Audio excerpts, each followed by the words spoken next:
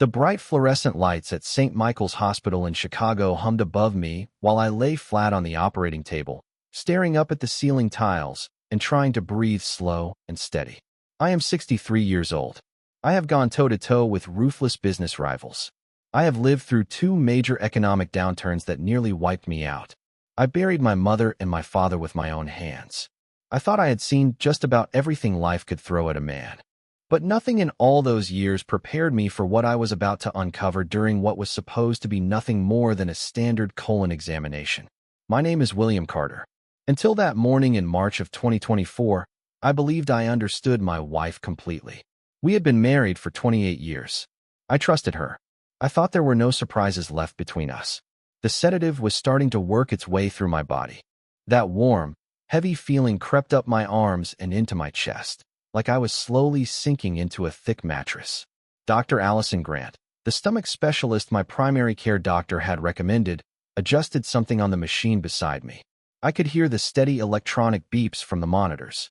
I could hear fabric shifting as nurses moved around in their gowns. There was quiet conversation, low and professional. Then I heard Dr. Grant's voice change. It dropped softer, more private, as she spoke to one of the nurses. "Is his wife still in the waiting room?" "Yes, doctor," the nurse answered. "She is sitting by the window reading." There was a short silence. Then Dr. Grant said something that made a cold wave move through me, even though they had a heated blanket covering my body. "Good. When we finish, I need you to hand her this envelope. Make absolutely sure William does not see it. She needs to look at it before he does. This is very important. Do you understand?" Every muscle in my body wanted to tense up. I wanted to open my eyes and demand to know what was going on. But something inside me told me to stay still. So I kept my breathing slow. I kept my eyelids relaxed. Through the fog of the medication, one question burned clear in my head. What envelope? And why did my wife need to see it before I did? "I understand," the nurse replied. "Should I give it to her before he wakes up in recovery?" "Yes," Dr. Grant said. "As soon as he is stable, but still under the medication. Susan needs time." Susan, my wife, my partner for almost 3 decades. The woman who stood next to me when my first company collapsed. The woman who held my hand at both of our parents' funerals. The woman who helped raise our 2 boys into grown men.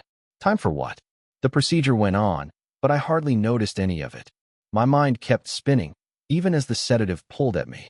I thought of every possible explanation. A medical concern they did not want to tell me right away. Some paperwork issue. A billing mistake. But deep down, I knew it was something else. By the time they rolled me into recovery, I had made up my mind. I would pretend to stay under longer than necessary. I would watch. I would listen. I would find out what was being hidden from me during my own medical procedure.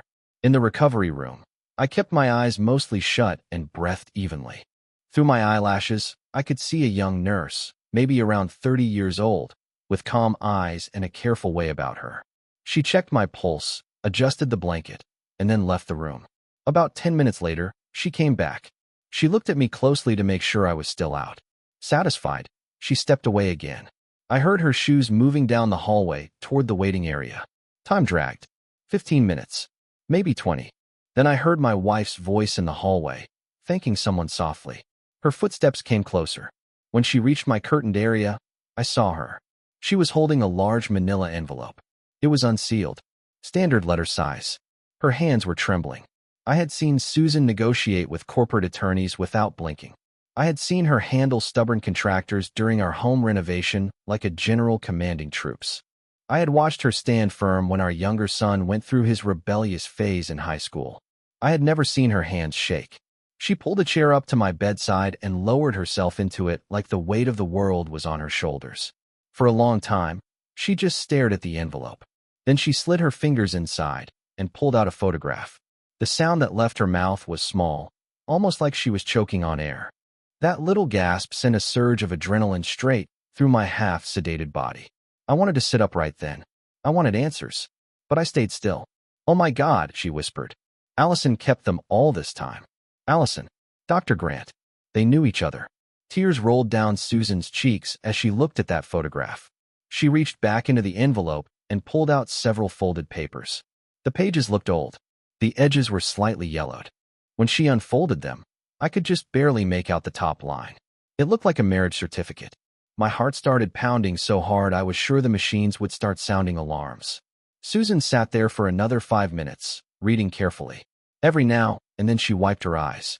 Finally, she slid everything back into the envelope, placed it inside her purse, and straightened her posture. By the time the nurse returned, my wife's face was composed, calm, almost cheerful. Only the faint redness around her eyes hinted that anything had happened. "How is he doing?" Susan asked evenly. "He is waking up nicely," the nurse said. "He should be fully alert in about 20 minutes. "Good," Susan replied. There was something in her voice I had never heard before. It was cool, controlled, calculated. "I am going to step out and make a quick phone call before he wakes up. Please tell him I will be right back." After she left, I opened my eyes completely. The nurse smiled. "Welcome back, Mr. Carter. How are you feeling?" "A little groggy," I said. "That part was true. Your wife just stepped out to make a phone call," she told me. "I will bring you some water." The moment she walked away, I slowly pushed myself up, fighting the last of the sedation. My thoughts felt sharp now. Clear.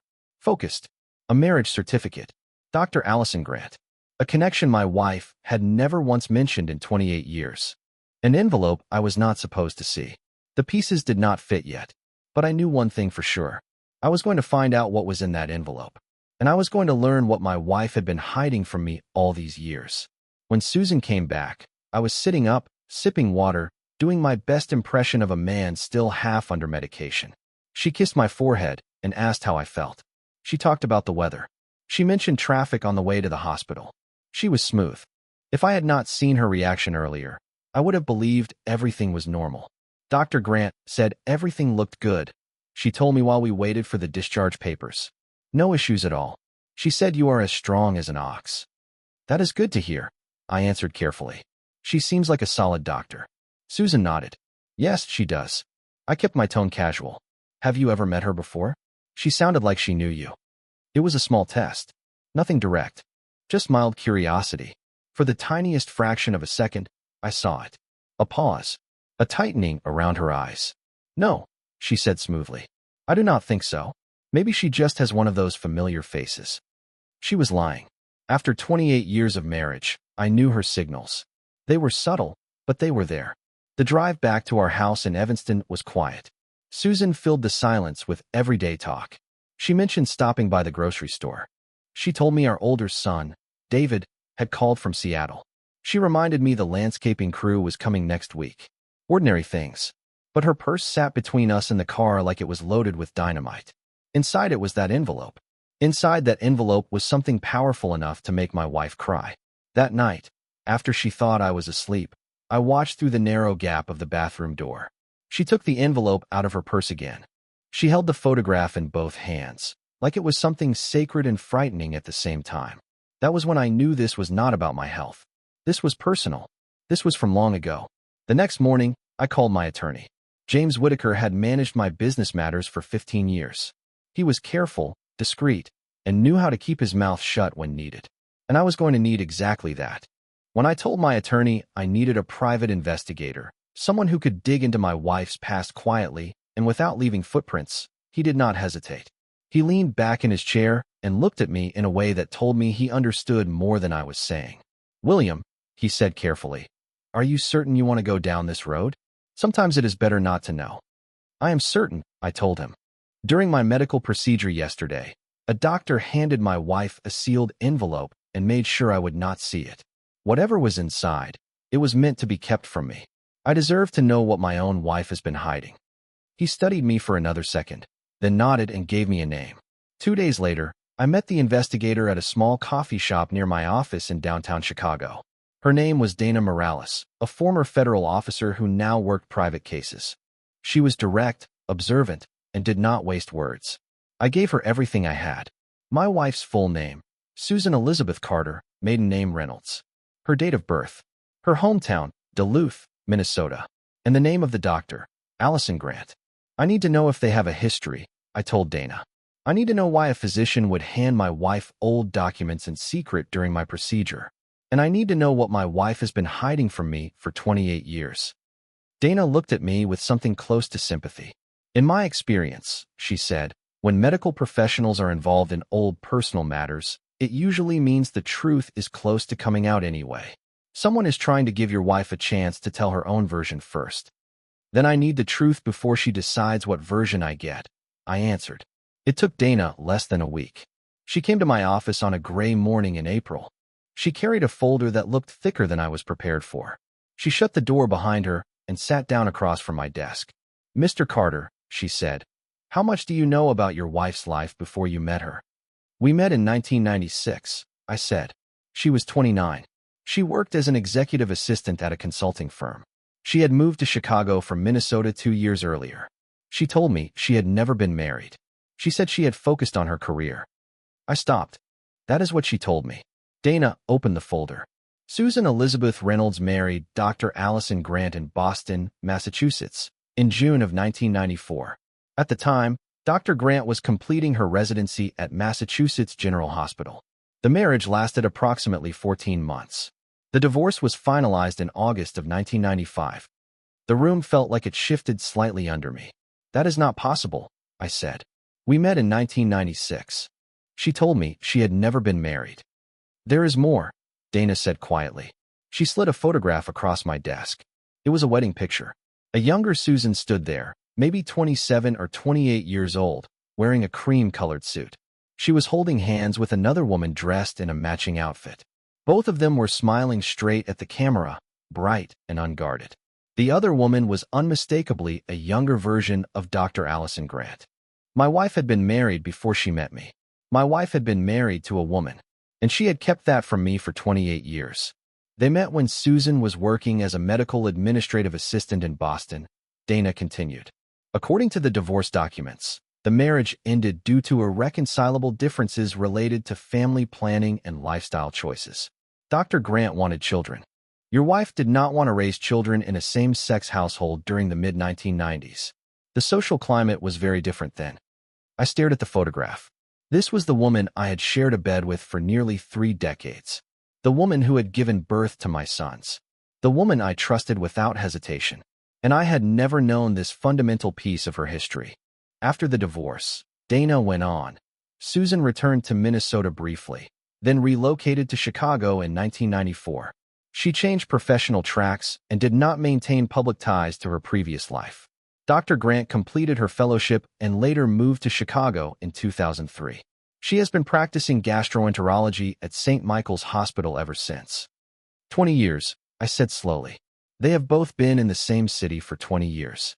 Do you know if they have been in contact? I cannot confirm direct communication, Dana replied. But I can tell you this. Dr. Grant never remarried. She built an impressive medical career. And when she saw your name on her appointment list 3 weeks ago, she would have recognized it immediately. She would have known exactly who you were. Susan Reynolds' husband. The envelope. The secrecy. The timing. It all started to make sense in a way that made my stomach turn. She wanted Susan to have a chance to tell me herself, I said, before I saw something official. That is why she gave her the envelope while I was under sedation. Dana nodded. That would be my professional opinion. The real question is, what are you going to do with this information? After she left, I sat alone in my office for a long time, staring at that wedding photograph. Susan looked truly happy in that picture. Young, open, in love. There was a brightness in her eyes I had not noticed even in our own wedding photographs. And she had buried it. That evening, I came home and found her in the kitchen making dinner, just like she did every Thursday. Our sons were grown now. David lived in Seattle. Andrew was in Denver. It had been just the two of us for 5 years, ever since Andrew left for college. 5 years of quiet routines. 5 years of what I believed was steady, hard-earned peace. Susan, I said, setting my briefcase down. We need to talk. She froze. Her back was to me. One hand rested on the cutting board. Slowly, she put the knife down and turned around. You know, she said. It was not a question. I know you were married before, I said. To Dr. Allison Grant. In Boston. And I know you lied to me about it for 28 years. All the color drained from her face. She grabbed the edge of the counter like she needed it to stay upright. How did you find out? I was not as sedated as you thought during the procedure, I told her. I heard Dr. Grant tell the nurse to give you an envelope. I saw you read it. And then I hired an investigator because my own wife could not be honest with me. She closed her eyes. When she opened them again, Tears filled them. William, please. Let me explain. Explain what? I demanded. Explain how you told me you had never been married. Explain how you erased a whole part of your life. Explain how you let me believe I knew everything about you. My voice was rising. I could feel years of trust splintering inside my chest. What else have you lied about? Our marriage? Our sons? Do not you dare, she snapped suddenly, her voice sharp and wounded. Do not you dare question our sons. They are yours. Completely. I have never betrayed you in that way. Just in every other way. I shot back. She flinched like I had struck her. Then she pulled out a chair and sat down hard at the kitchen table. You are right, she said quietly. You have every reason to be angry. But please, William, let me tell you everything. You deserve the full truth. I sat across from her. My heart pounded with anger and grief, and something else I did not want to admit. Curiosity. She took a shaky breath. I met Allison in 1993 at Massachusetts General Hospital. I worked in the administrative office. She was a resident. We fell in love fast. The kind of love that feels overwhelming when you are young and finally feel understood. She twisted her wedding ring as she spoke. We got married the summer after she finished her residency. For about a year, we were happy. Truly happy. But then reality started pressing in. It was 1994. Same-sex marriage was not recognized in most places. People were hostile. Families were divided. Allison wanted children. She wanted to adopt. She wanted to build a family. She swallowed hard. I was afraid. I could not imagine raising children in a world where they would be judged every day for having two mothers. I did not want a life that felt like a constant fight. So you left? I said. So I left, she whispered. I broke both our hearts because I was scared. I was not brave enough, Susan said. I loved her, but I was not strong enough to live that life. Her voice cracked. The divorce destroyed me. I went back home to Duluth. I worked at my father's hardware store for a year. I stacked shelves. I rang up customers. I tried to figure out who I even was anymore. She looked up at me, and the pain in her eyes was real. Not rehearsed. Not defensive. Just raw. When I moved to Chicago, I made a decision, she continued. I told myself that chapter was over. I was going to live a normal life. A conventional life. A life that did not require me to fight every single day just to exist. And then I met you. I swallowed hard. Did you ever love me? I asked. The question felt like it was tearing its way out of my throat. Or was I just the safe option? I loved you, she said immediately. Fierce. Desperate. I love you still, William. You have to understand, sexuality is not always one straight line. I loved Allison. And I love you. Both of those things can be true. She leaned forward. You gave me the family I wanted without the battle I could not handle. You gave me stability. You gave me two beautiful sons. You gave me a peaceful life. A peaceful life built on a lie, I said. A life built on choices, she corrected softly. Choices I made because I was scared and imperfect and human. Yes, I should have told you. I know that now. But tell me something. How do you sit down with your husband after 10 years and say, by the way, I was once married to a woman? How do you bring that up at 20 years? At 28? At what point do you blow up everything someone believes about you? How about at the beginning? I shot back. How about before I married you? When I had the right to decide whether I was ready to commit my life to someone with that history? She nodded, tears running down her cheeks. You are right, she said. You are absolutely right. I was selfish. I was afraid. I thought if I buried it deep enough, it would disappear. Like I could just become Susan Carter and never again be Susan Grant. Why now? I asked. Why did Allison give you that envelope after all these years? Susan reached into her pocket, pulled out a tissue, and wiped her face. Because she is dying, she said quietly. She has stage 4 pancreatic cancer. The doctors have given her maybe 6 months. She wanted to give me the chance to tell you myself. Before it came out some other way. Before an obituary mentioned a former spouse. Before our sons started asking questions. She was trying to protect me. One last time. The anger inside me did not disappear. But it shifted. It became heavier. More complicated. I pictured a woman facing the end of her life, still thinking about my wife's reputation, still trying to shield her from fallout. She must have loved you deeply, I said.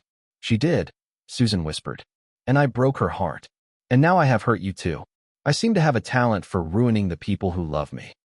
We sat there as the sun dropped lower outside the kitchen window. The room grew darker. 28 years of marriage boiled down to that quiet, brutal conversation. Finally, I said, I need space. I need time to think. I need to figure out whether I can trust you again. She nodded. I understand. Whatever you need. I am going to stay at the condo downtown for a while, I told her. I owned a small investment apartment near the financial district. I usually kept it for business associates visiting from out of town. I will call you when I am ready to talk again. She did not argue. For what it is worth, she said softly, I am truly sorry. You deserved honesty. I walked out of the house we had shared for 23 years and left her sitting at the kitchen table, crying. As I drove toward downtown, my phone rang. It was David, calling from Seattle. Hey, Dad, he said cheerfully. How did the colon exam go? I almost laughed at the strange timing of it. It was revealing, I said. Very revealing. Over the next few weeks, I told both of our sons everything. Their reactions could not have been more different. Andrew, our younger son at 24, took it calmly. I met him for coffee in Denver and laid it all out. That is a lot, he admitted. But she is still Mom. She is the one who drove me to hockey practice at 6 in the morning every Saturday. She is the one who stayed up with me when I had my first heartbreak. Her past is complicated. That does not erase who she has been to us. David, at 26, was less forgiving. She lied to you my entire life? He said over the phone. That is not just complicated, Dad. That is betrayal. How are you ever going to trust her again? I do not know, I told him honestly. I truly do not know. What I did not tell either of them was that I had reached out to Dr. Allison Grant. It took me 2 full weeks to gather the courage. Finally, I called her office and asked if she would meet with me somewhere outside the hospital. To her credit, she agreed right away. We met at a small cafe away from the medical district. Quiet. Out of the way. She looked thinner than she had during my procedure. The signs of chemotherapy were there. Her hair was shorter, her face drawn, but her eyes were sharp and steady when she shook my hand.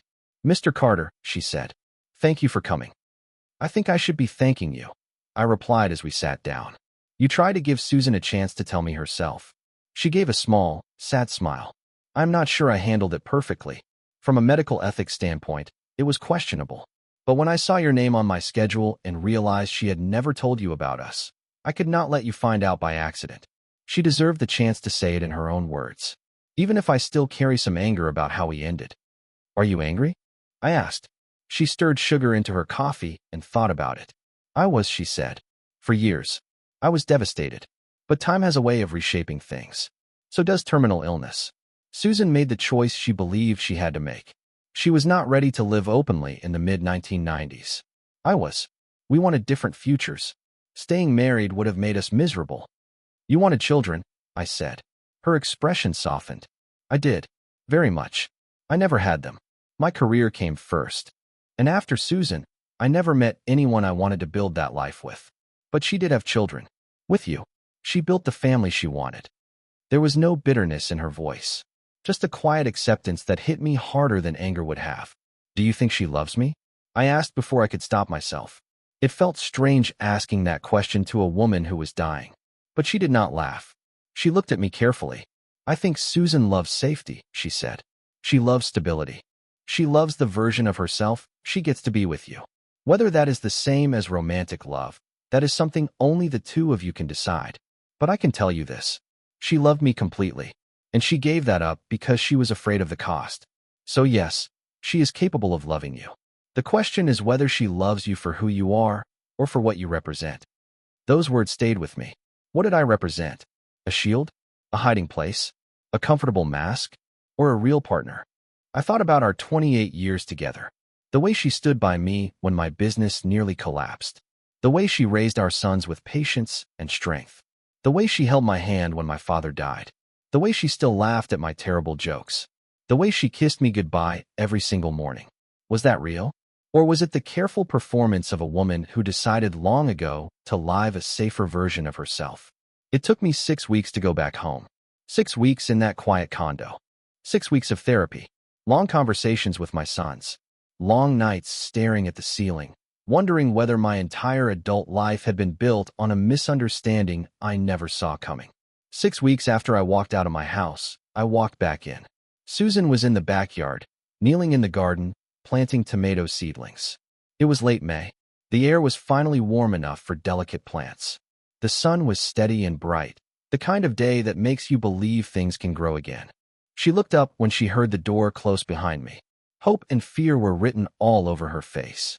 "Can we talk?" I asked. We sat on the back deck. The wood was warm from the sun. Birds were making noise in the trees. It felt strange to have such a hard conversation in such peaceful weather. "I cannot pretend this did not happen," I told her. "I cannot forget that you lied to me for 28 years. But I also cannot pretend that those 28 years meant nothing. We built a life together. We raised two good men. We shared joy and grief and everything in between. That was real, even if it was built on an incomplete truth." She did not interrupt. She just nodded and let me speak. "I want to try to rebuild trust," I continued. "I want us to go to counseling. I want honesty from now on. I want to know who you really are, even the parts that scare you. And then we need to figure out whether we can build a marriage on full truth or whether we need to let each other go. I will do whatever it takes," she said quietly. "No more lies. No more hiding. Ask me anything." "All right," I said. "Then I am going to start with the hard one. Are you still attracted to women?" She took a long breath before answering. "Yes, I am bisexual. I did not have that word 30 years ago, but that is what I am. I am attracted to both men and women. I chose you. I have never cheated on you. I have never even come close. But that part of me did not disappear when I married you." It hurt to hear, but it was honest. "Thank you for telling me," I said. We talked for hours that afternoon. She answered every question I asked. She told me about her first girlfriend in college. She told me about the confusion she felt growing up. She told me how terrifying and thrilling it was to fall in love with Allison. She told me how much it cost her to choose safety over authenticity. "Do you regret it?" I finally asked. "The choice you made?" She thought about that for a long time. "I regret lying to you," she said. "I regret not being brave enough to live openly. But I do not regret my sons. And I do not regret the good parts of our marriage. I just wish I could have had all of it. The honesty and the family and the love. I wish I had been braver."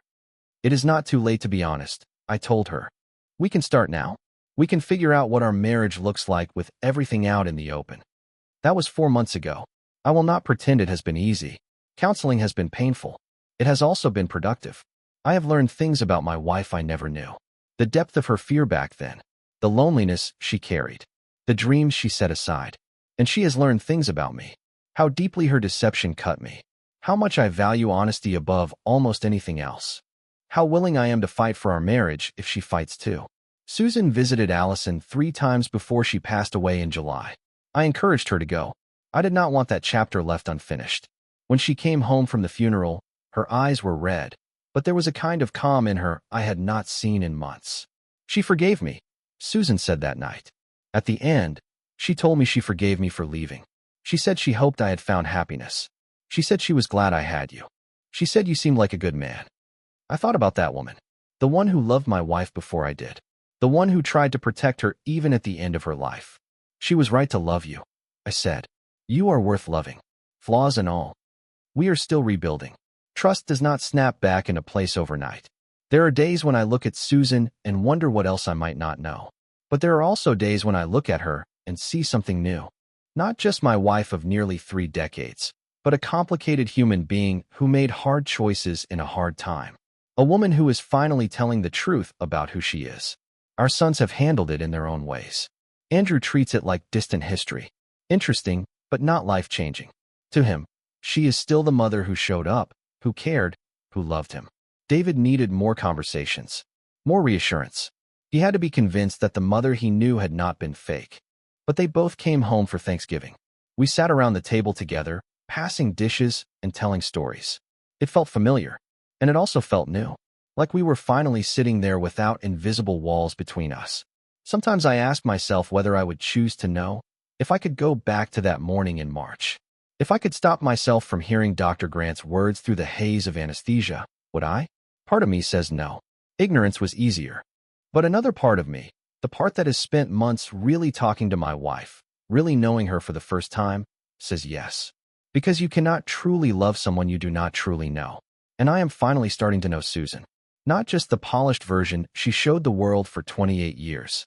The whole woman. Complicated. Bisexual. Afraid once. Brave now. Imperfect. Loving. Is our marriage saved? I honestly do not know. We are taking it one day at a time. One honest conversation at a time. But I do know this. We are building something on truth now instead of silence. And that matters. Last week, I went back to St. Michael's Hospital for my follow-up appointment. I asked for a different specialist. Not out of resentment. Just because some chapters need to close before new ones can open. As I sat in the waiting room, I thought about that first appointment. About the envelope. About how one overheard sentence changed my life. My therapist told me something recently. You cannot change the past, she said. You cannot undo 28 years of partial truths. But you can decide how you move forward. You can let this break you, or you can let it make you more honest. I chose honesty. I chose painful truth over comfortable lies. I chose to know my wife fully, even when it hurts. I chose to rebuild trust, one difficult brick at a time. Because walking away from 28 years without even trying felt like throwing away something real. Next month, Susan and I are planning a trip to Maine. Just the two of us. Neither of us has been there before. It feels fitting. New ground. No hidden history.